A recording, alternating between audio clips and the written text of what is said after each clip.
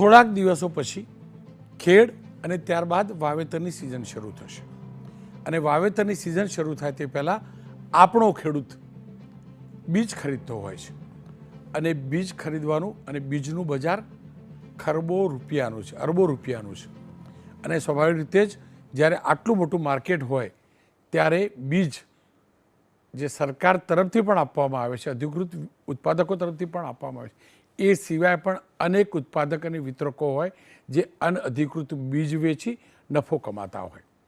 એમની આશા બિઝનેસ કરવાની હોય, નફો કમાવાની હોય. પરંતુ જો બીજ રાશિ આવી જાય તો મારા ખેડૂતની મહેનત ઉપર પાણી જ નહીં, એ પરસેવો જે છે ને એ ખાડામાં જતો હોય છે. બીજ ઉપર પાણી ફરી વળે છે, પરસેવો ફરી વળે છે. અને એટલે જ લાગ્યું કે આ મુદ્દે ચર્ચા કરવી જોઈએ, આ મુદ્દાને સમજવો જોઈએ. છેલ્લા કેટલાક દિવસથી અનેક સમાચાર આવી રહ્યા છે, નકલી બિયારણ, નકલી બિયારણ, નકલી બિયારણ. હકીકત એ છે કે અનરજિસ્ટર્ડ બિયારણ છે, જેમને લાયસન્સ નથી લીધા એવા બિયારણો બજારમાં અનેક વેચાય છે. રાજકોટના દ્રશ્યો આવ્યા, રાજકોટથી અહેવાલ પણ આવ્યો. રાજકોટના સાપર વેરાવળની અંદર બિયારણનો જથ્થો એસઓજીએ પકડ્યો છે. એસઓજી, હું સ્પષ્ટ કરું છું, પોલીસે પકડ્યો છે. 2,83,000ની કિંમતની 405 બોરી શંકાસ્પદ બિયારણનો જથ્થો પકડ્યો અને આ બિયારણ વેચનાર વેપારીની પૂછપરછ પણ થઈ.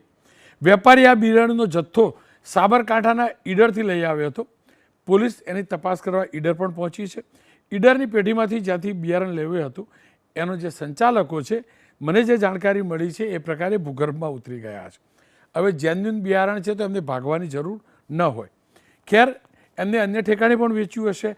આ જ રીતે ઉપલેટામાં પણ શંકાસ્પદ બિયારણનો જથ્થો એસઓજીએ ઝડપ્યો છે. સ્પેશિયલ ઓપરેશન ગ્રુપ એ પોલીસનું છે, એને ઝડપ્યો છે, કૃષિ વિભાગે નહીં. વ્રજ હોટલ પાસે આવેલા પરેશ વલ્લભભાઈ સોલકરાના ગોડાઉન પર રેડ કરી ગોડાઉનમાંથી કૃષિને લગતો શંકાસ્પદ 184 બિયારણની અલગ અલગ કંપનીઓની બેગો જપ્ત કરવામાં આવી છે. આ બેગો છે, આપ જોઈ શકો છો. અમરેલીની અંદર જો કે ખેતીવાડી વિભાગે છાપેમારી શરૂ કરી છે, ચકાસણી શરૂ કરી છે. અહીંયા રોજ છેલ્લા 3-4 દિવસથી તપાસ શરૂ થઈ છે. પોરબંદરના ખેતીવાડી વિભાગમાં પણ વિભાગની ટીમે અમરેલી શહેરમાં 35 દુકાનોમાં ચેકિંગ કર્યું અને 19 બિયારણના શંકાસ્પદ નમૂના લેવાયા છે, જે સરકાર માન્ય બીજ ચકાસણી પ્રયોગશાળામાં પૃથ્થકરણ માટે મોકલાયા છે. ખેર, ગઈકાલે અલગ અલગ બિયારણના વિક્રેતાઓને ત્યાં પણ તપાસ કરતાં 364 કિલો કપાસના બિયારણના જથ્થાના વેચાણ પર મનાઈ હુકમ ફરમાવ્યો હતો, જેની અંદાજિત કિંમત 7.5 લાખ રૂપિયા હતી. બોટાદની વાત કરીએ તો બોટાદમાં પણ કપાસના બિયારણની અછત છે. એના જ કારણે જે બ્રાન્ડેડ બિયારણ છે એ લેવા દોડધામ કરતા ખેડૂતો નજરે પડે છે. આ તમામની વચ્ચે કિસાન કોંગ્રેસના ચેરમેન પાલભાઈ આંબલિયાએ મુખ્યમંત્રીને પત્ર લખ્યો છે અને પત્રમાં એમ લખ્યું છે, 2 લગામ બીજ માફિયાઓ પર કડક કાર્યવાહી થવી જરૂરી છે. પત્રમાં સરકાર સામે પણ અનેક સવાલો તેમને ઉઠાવ્યા છે. ખેર, કૃષિને લગતો આ સૌથી ગંભીર મુદ્દો પણ છે. ત્યારે લાગ્યું કે સરકાર સુધી વાત પણ પહોંચાડવી જોઈએ અને ખેડૂતો સુધી સાચી જાણકારી પણ પહોંચાડવી જોઈએ. મનહરભાઈ પટેલ કોંગ્રેસના નેતા છે, એગ્રીકલ્ચરના મહારથી છે, ગ્રેજ્યુએશન પણ એમને એમાં કર્યું છે. અને મહેશભાઈ દેસાઈ કારોબારી સભ્ય છે ભારતીય જનતા પાર્ટીના કિસાન મોરચાના. વીવી વસોયા સંયુક્ત કૃષિ નિયામક છે. મેં એમની સાથે લાંબી ચર્ચા કરી હતી, એનો થોડાક અંશો પ્રસારિત કરીશ. પરંતુ શરૂઆત મનહરભાઈ આપનાથી કરવા માગીશ. શું કારણ છે દર સિઝને, આપ પણ જાણો છો, આ જ દિવસોમાં હું ચર્ચા કરવા મજબૂર થાઉં છું? રોનકભાઈ, છેલ્લા 20 વર્ષથી ભારતીય જનતા પાર્ટીની સરકારમાં બીટી કોટનની સત્તાવાર મંજૂરી મળી ત્યારથી લઈને આજ તારીખ સુધી સરકાર પાસે આ પેચીદો પ્રશ્ન સતત ને સતત સામે આવે છે. ખેડૂતોના ખેતરો પર આર્થિક નુકસાની જાય છે, ખેડૂત બરબાદ થાય છે.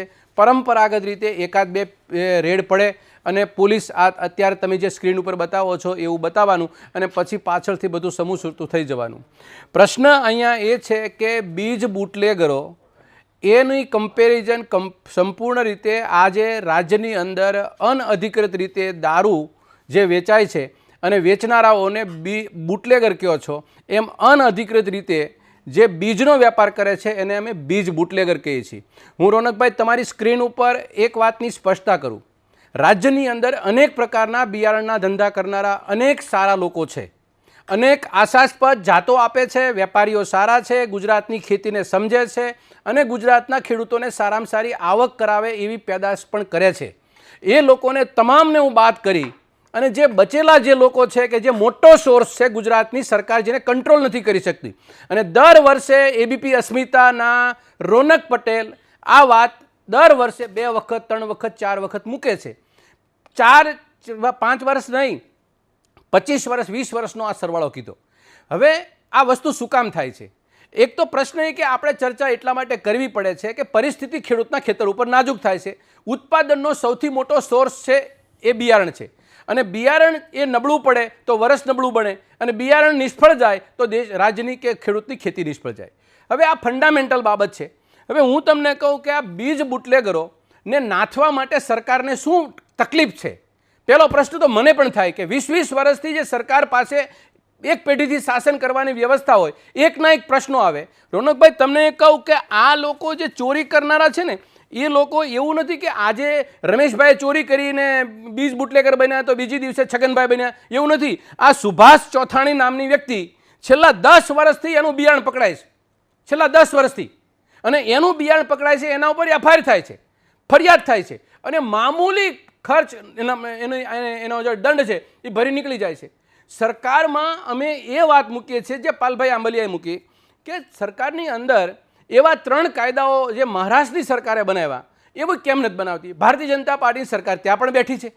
પહેલી વસ્તુ એ છે રોનકભાઈ કે આ બીજ બુટલેગરને નાથવા માટે દંડ નહીં, એને કેદની સજા કરો 10 વર્ષની. નંબર 2, ખેડૂતોને વળતર મળે. નંબર 3, એને અસામાજિક પ્રવૃત્તિના જેમ બુટલેગરને નામ જે રીતે અસામાજિક પ્રવૃત્તિ એમ બીજ બુટલેગરને ત્યાં એ રેન્કમાં એને મૂકો. અને ચોથી વસ્તુ એ કે ફાર્મર કોર્ટ બનાવો. જે રીતે લેબર કોર્ટ આવે છે, બીજી ત્રીજી આવે છે, ફાસ્ટ ટ્રેક કોર્ટ ખેડૂતની કેમ ન હોઈ શકે? એને ન્યાય ખેડૂતને કેમ ન આપી શકાય વહેલી તકે? આજે હું તમને કહું, અનેક પ્રકારના પ્રશ્નો ખેડૂતના પાણીનો હોય, વીજળીનો હોય, બિયારણનો હોય, ઇનપુટ્સનો હોય, અનેક પ્રકારના ખેડૂતોને પ્રશ્ન છે, અને છાશવારે પ્રશ્નો આવે જ સામે. એની કોર્ટ કેમ નહીં બને? ફાસ્ટ ટ્રેક કોર્ટ બને. તો હું માનું છું રોનકભાઈ, આપણે આ સમૃદ્ધ પ્રશ્નોમાંથી આપણે બહાર નીકળી જઈએ. અને મારી 4-5 બાબતે આ બહુ સ્પષ્ટ માન્યતા છે. હું કામ આ ખેડૂતની સાથે આવી મસ્કરી કરે છે? શું કામ ખેડૂતનો પ્રશ્ન સોર્ટ આઉટ નથી કરતી ભારતીય જનતા પાર્ટી? એનું પહેલી બાબત એ છે કે 20 વર્ષથી ધંધો કરનારા લોકો રિપીટ પકડાય છે. એનો મતલબ એમ કે કોઈને કોઈ એને પોષણ આપે છે. પોલીસ, સરકારી બાબુ અને કંઈ ને કંઈ મિશનરી એટલે રાજનેતાઓ, આ 3નો ભેગો સરવાળો જેમ બુટલેગરને પ્રોત્સાહિત મળતું રહ્યું છે એમ 3ને 3 આ એ જ છે, એની અંદર બીજ બુટલેગરનું રૂપ આપે છે. બીજી વાત એ કે સીડ માટે કોઈ મજબૂત પોલિસી નથી.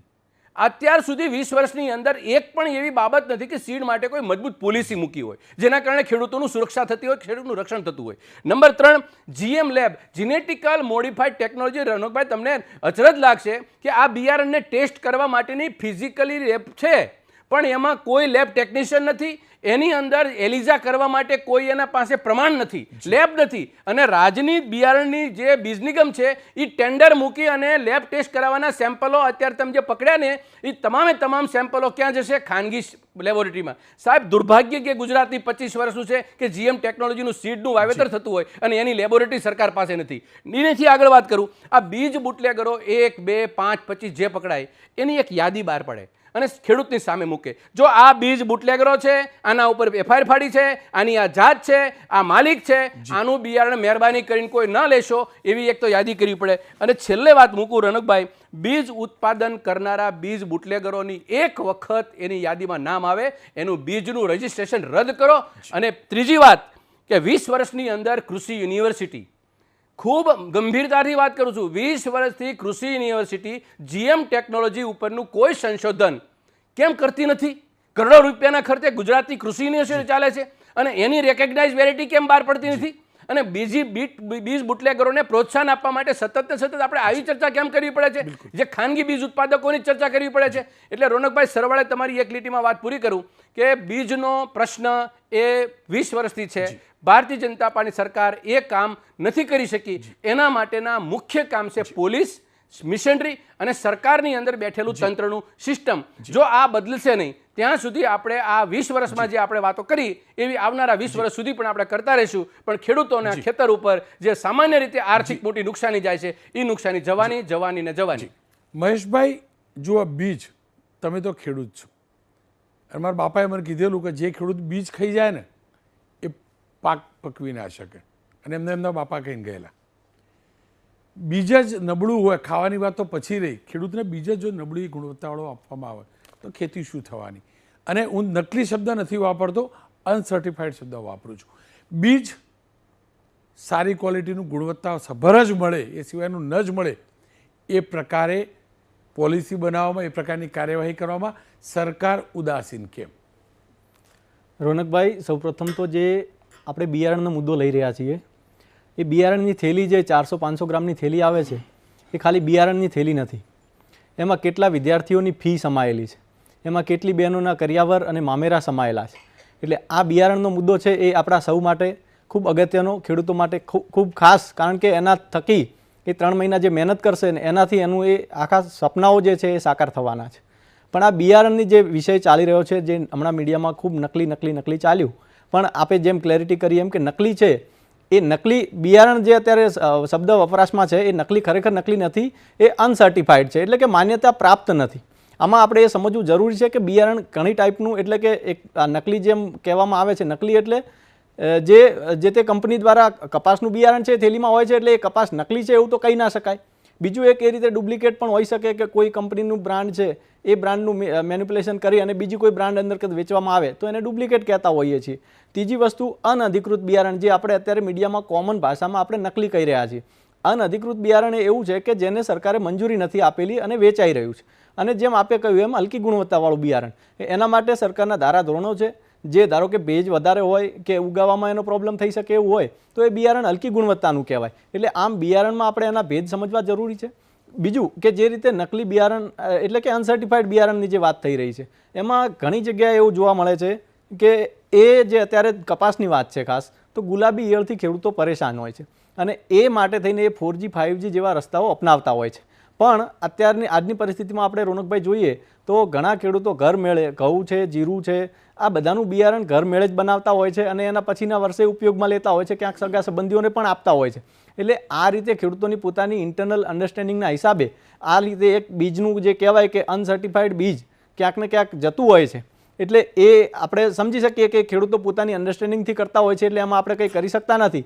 પણ સરકાર જે રીતે એની પોતાની મશીનરી કામ કરે છે, વેલ ઇન એડવાન્સ આપણે એડવાઇઝરી જાહેર કરીએ છીએ કે કોઈ પણ ખેડૂત બિન અધિકૃત કહેવાય એવી જગ્યાએથી માલ જે બિયારણ છે એ ખરીદે નહીં, એનો લોટ નંબર લખેલો હોય, એની એક્સપાયરી લખેલી હોય, એનું પાકું બિલ લેવાનો આગ્રહ રાખે. અને એ બધું કરવા છતાં પણ સરકાર એના પછી શું કરે છે તો એના સ્કોડની ટીમો હોય છે, એ ટીમો પણ સઘન ચેકિંગ કરતી હોય છે, રેન્ડમલી ચેકિંગ કરતી હોય છે. ગુજરાતના 18,000 ગામડાઓ છે, એમાં રેન્ડમપણે એનું ચેકિંગ થતું હોય છે. હું તમને આગળના વર્ષના 2 વર્ષના આંકડા આપું તો પણ 22-23માં લગભગ 7,495 જેટલા નમૂનાઓ લેવાયા હતા અને 2023-24માં લગભગ 24,000 જેટલા નમૂનાઓ લેવાયા હતા. એટલે આમ કુલ મળીને જોવા જઈએ તો સરકારનું જે તંત્ર છે એ સ્કોરના માધ્યમથી અલગ અલગ જગ્યાએ રેન્ડમ ચેકિંગ કરતું હોય છે. અને બીજું કે આમાં ક્યાંક કંઈક ખોટું પકડાય છે તો એને નેગેટિવલી જોવાની જરૂર નથી. એ સરકાર એક પોઝિટિવ સ્ટેપ લઈ રહી છે જેથી પકડાઈ રહ્યું છે અને એ ખેડૂતો સુધી પહોંચતું બંધ થશે. અને બીજું કે જે રીતે અત્યારે જથ્થો પકડાયો છે તો એવી રીતે ગમે ત્યાં ભૂતકાળમાં પણ બીજા કેસ બનેલા છે. આ વખતે એસઓજીએ પકડ્યો છે, પણ આની પહેલાં પણ જ્યારે ખેતી વિભાગે પણ પકડ્યો છે તો એવા અત્યારે 482 કેસ ચાલી રહ્યા છે જેની સામે કાનૂની કાર્યવાહી આ છેલ્લા 2 વર્ષના કેસની વાત કરું છું કે એ કાનૂની કાર્યવાહી ચાલુ છે. એટલે સરકારની આમાં મનસા સાફ છે કે ગુજરાતના ખેડૂતોને ક્યારેય કંઈ નુકસાન ના કરવું પડે. બીજું કે જે લોકો ઘરે બનાવે છે, બિયારણ પોતાની રીતે બનાવે છે અને એ વાવણી કરે છે અને એમાં ક્યાંય રોનકભાઈ ક્યાંય કોઈને નુકસાન થયું હોય એવી કોઈ ફરિયાદ આપણને મળતી નથી. એટલે ખેડૂતો ઘરમેળે પોતાનું કોસ્ટ ઘટાડવા માટે કરતા હોય તો એમાં સરકાર ઘણું કંઈ કરી ના શકે વ્યક્તિગત રીતે. પણ બીજું કે રાજકીય રીતે આપણે એ મુદ્દાને જોઈએ છીએ, એ ખોટી વસ્તુ છે, કારણ કે આમાં ખેડૂતોનું હિત સમાયેલું છે અને આપણે રાજનીતિમાં ના લઈ જવું. બીજું કહું છું, તમારા પક્ષના બહુ બધા નેતા છે, ગામમાં મધરભાઈના પક્ષના નેતા છે. તમારા પક્ષમાં તો બૂથ બધું મસ્ત પ્રોપર છે, એક ગામમાં તમારા પક્ષના નેતા હશે. તમે જાણો, હું જાણું, મધરભાઈ એ જાણે. એકચ્યુઅલી હું બીવી વસોયા સાહેબનું ઇન્ટરવ્યૂ ચલાવવાનો હતો, પણ એના કરતાં આ ચર્ચા કરી. આપણે બધા જાણીએ છીએ ટેમ્પો લઈ અનધિકૃત રીતે વેચવા આવે, તમારા પક્ષના નેતાઓ કેમ ફોન નહીં કરતા કૃષિ વિભાગના કે સાહેબ આને પકડી જાઓ? મનહરભાઈના પક્ષના કેમ નહીં કરતા? મને કોણ આ જવાબદારી નથી? આપણે પાર્ટીનો ખેસ પહેરી કિસાન મોરચામાં જઈએ, મનહરભાઈના એમના તો કિસાન સેલ હશે કે મોરચો હશે, તમારા પક્ષના નેતાઓ તો અમનું તો પતી ગયેલું, એમના પક્ષના તો બહુ નેતા બચ્યા નહીં, તમારા તો બધા નેતા અહીંયા સહકારી ખરીદ વેચાણ સંઘ આ તે બધા કેમ નહીં કરાવતા? દરરોજ પકડાય, કોઈની તાકાત છે અનધિકૃત ટેમ્પો લઈને આવા છે, હકીકત છે, ગામ ગામ વેચવા આવે. રોનકભાઈ, જે રીતે આપણે વાત કરી એમાં આ તો રાજકીય વસ્તુ નથી, આ દરેકની નૈતિક જવાબદારી છે દરેક નાગરિક તરીકે. નહીં, હું તમને એ જ કહેવા માંગુ છું મોટાભાઈ, હું એ જ કહેવા માંગુ છું, રાજકીય તમારે લાભ લેવો છે, પાર્ટીના કાર્યકર્તા નેતા છો એનો, હું તમારી વાત નહીં, બધા પક્ષના કાર્યકર્તાઓ જે નેતા થઈને ફરજ એમની, તો ગામમાં ખોટું થાય છે કેમ કૃષિ વિભાગમાં ફોન નહીં કરતા? રોનકભાઈ, સૌ પ્રથમ તો એ આપણી નૈતિક જવાબદારી છે, ભાજપ હોય કોંગ્રેસ હોય કે આપણે આમ નાગરિક હોઈએ, કે આવું ક્યારેક કંઈ ધ્યાનમાં આવતું હોય તો આપણે કૃષિ અધિકારીને જાણ કરવી જોઈએ, જે તે તાલુકામાં જિલ્લામાં જાણ કરવી જોઈએ. આમાં સરકારનું તંત્ર એ રીતે કામ કરતું હોય છે કે જ્યારે ઇનપુટમાં કંઈક ખોટું થતું હોય તો એના માટે પણ ફરિયાદની વ્યવસ્થા છે.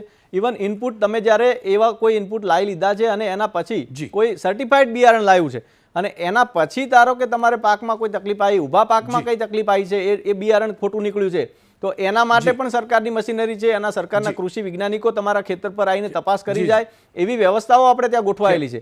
રોનકભાઈ, આપણે જે ડુપ્લિકેટ નકલી બિયારણની વાત કરીએ છીએ, જો ખરેખર નકલી બિયારણથી નુકસાન, જે આપણે અત્યારે ઘરેલું બિયારણની વાત કરી રહ્યા છે, જો તમે જુઓ તો 2021-22માં હું તો બજારમાંથી વેચાતા બિયારણની જ વાત કરું છું, જે બજારમાં વેચાય છે, જે સરકારમાં રજીસ્ટર્ડ નથી અથવા રજીસ્ટર કરવાની સિસ્ટમનો કોઈ મતલબ નથી. સિસ્ટમ છે તો રજીસ્ટર્ડ જ વેચાવવું જોઈએ, હું તો એની વાત કરી રહ્યો છું. 100% રજીસ્ટર્ડ જ વેચાવવું જોઈએ અને એના માટે મેં અગાઉ પણ કહ્યું એમ કે સરકાર અલગ અલગ સ્કોડના માધ્યમથી એની તપાસ કરતી હોય છે, રેન્ડમલી સેમ્પલિંગ કરતી હોય છે અને એમાં જ્યાં જ્યાં એમને લાગે કે આ અનધિકૃત છે તો એ પકડીને એનો જથ્થો સીલ કરતા હોય છે અને એ ઈસમ સામે કાર્યવાહી કરતા હોય છે. મહેશભાઈ, સમયનો અભાવ છે એટલે આપણે રોકીશ. મનહરભાઈ, ટૂંકમાં કોમેન્ટ કરી લેજો. વાત એ કરતો હતો કે ભાઈએ જે વાત કરી કે 2022-23ની અંદર મારી પાસે યાદી છે એની. રોનકભાઈ, વાસ્તવિકતા એ છે કે તમારા નિષ્ફળ સેમ્પલ કેટલા ગયા હતા? નિષ્ફળ સેમ્પલ ગયા હતા 283. તો 283 નો જથ્થો અને 283 નિષ્ફળ ગયા હતા, એ કોણ હતા માલિકો? એ બીજ બુટલેગરો કોણ હતા? એની યાદી રોનકભાઈ આપે તો ગુજરાતની અંદર ખેડૂતો કમસે કમ આ વસ્તુ ન કરે. અને ત્રીજું, રોનકભાઈ, તમે એક વાત કરી કે કોંગ્રેસના અને ભારતીય જનતા પાર્ટી, સાચી વાત તમારી બિલકુલ, પણ કોંગ્રેસે લગભગ છેલ્લા 6 વર્ષની અંદર 22 પત્રો કૃષિ મંત્રીને લખ્યા. 22ની યાદી હું લઈને આવ્યો છું. 22 પત્રો લખ્યા. અમે એક વખત એવું કીધું એને કે કૃષિ મંત્રી અમારી સાથે ડિસ્કસ કરે, જેમ કિસાન સંઘને બોલાવો છો એમ કિસાન સેલને બોલાવે અને ચર્ચા કરીએ, ખેડૂતોના હિતની વાત કરીએ.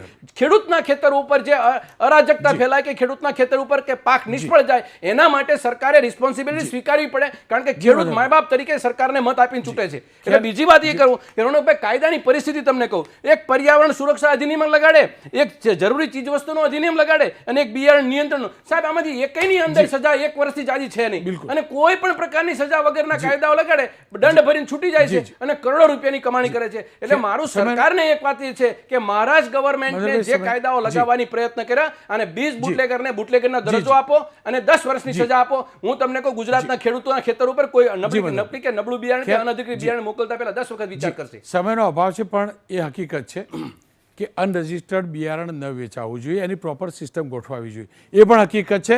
ગામમાં રહેતા એ નેતાઓ, એ સહકારી નેતાઓ હોય કે પોલિટિકલ પાર્ટીના, એમની ફરજ છે એમના ગામની અંદર આવો ટેમ્પો આવે તો એને રોકે. અને આ તમામની વચ્ચે સૌથી મોટી વાત, કોઈ એક વ્યક્તિ બીજા વ્યક્તિ જોડે છેતરપિંડી કરે છે તો એને 420નો ગુનો લાગે છે અને તો એ વ્યક્તિ ટુ વ્યક્તિ નુકસાન કરે છે. પણ જ્યારે કોઈ બિયારણ ખોટું આપે છે, ફરજી આપે છે અથવા ગુણવત્તાવાળું ન હોય એવું વેચે છે, અનરજિસ્ટર્ડ ગુણવત્તા વગરનું વેચે છે, ત્યારે માત્ર એ ખેડૂતને નુકસાન નથી કરતો, એ પાકને નુકસાન કરે છે, માનવ જાતને નુકસાન કરે છે. અને એટલે જ પેલો 420 વ્યક્તિ ટુ વ્યક્તિ કરવાવાળા કરતાં વધુ સજા એ વ્યક્તિને થવી જોઈએ જે મારા ખેડૂતને સસ્તા બિયારણના નામે ગુણવત્તા વગરનું બિયારણ વેચી જાય છે, પધરાવી જાય છે.